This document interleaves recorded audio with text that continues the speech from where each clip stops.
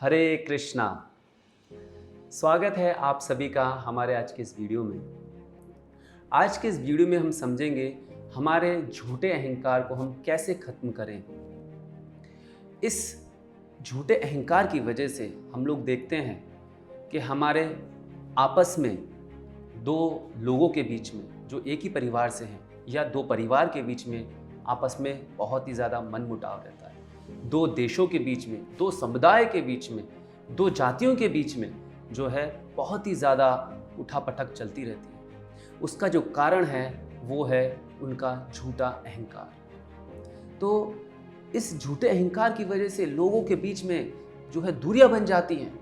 तो कैसे करें इस झूठे अहंकार को खत्म जो हमें इतनी चिंता देता है।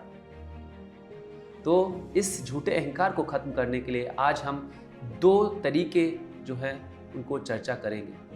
पहला तरीका है यह समझना कि कोई भी चीज़ इस संसार में, कोई भी वस्तु, कोई भी मेरे अंदर जो गुण है वो मेरा नहीं है, मैं उसका स्वामी नहीं हूँ। निर्ममा, क्या मैं उसका स्वामी नहीं हूँ? आपने बिल्कुल सही सुना है। उदाहरण से समझते हैं। मान लीजिए आपके पास में एक आम का पेड़ है। जब हम देखते हैं वो आम का पेड़ जो है सारे के सारे आम दूसरे ही लोगों को दे देता है, एक भी आम अपने पास नहीं रखता है वो अपनी जिंदगी में। उसी प्रकार से जो है एक गाय अपने पास में इतना दूध होने के बावजूद वो सारा का सारा दूध दूसरे ही लोगों में वितरित कर देती है, खुद उसमें से एक भी बूंद नहीं पीती।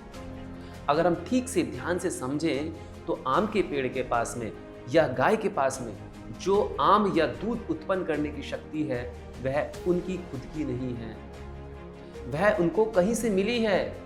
वह उनको कहां से मिली है?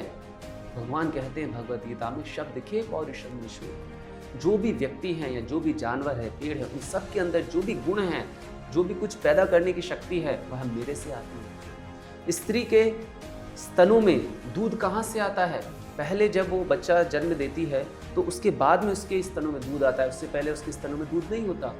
उसके अंदर भी दूध पैदा करने की शक्ति भगवान कृष्ण जो हैं स्वयं देते हैं। और ये सब लोग जो हैं दूसरे ही लोगों को चीज़ों को वितरित कर देते हैं, चाहे वह पेड़ हो चाहे वह जानवर हो। लेकिन मनुष्य एक ऐसा प्राणी है, मनुष्य एक ऐसा प्राणी है तो दूसरे लोगों को कुछ भी नहीं देना चाहता।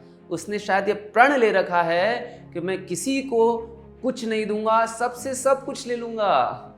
यह उसके झूठे अहंकार की वजह से होता है। अपने आप को पूरे दुनिया का मालिक समझ बैठा है वह, और इस वजह से वह स्वयं को चिंता में डाले रखता है। जानवर और पेड़ इत्यादि शायद इतनी चिंता में नहीं है जितनी चिंता में एक मनुष्य है। तो उसको यह समझना है कि जिस प्रकार हर जीव के अंदर कुछ भी चीज को पैदा करने की शक्ति उनकी खुद की नहीं होती, इसी प्रकार मेरे अंदर भी जो कुछ पैदा करने की शक्ति है वह मेरी नहीं है। शब्द खे पौरुषम ऋषु, वह भगवान से मुझे मिली है।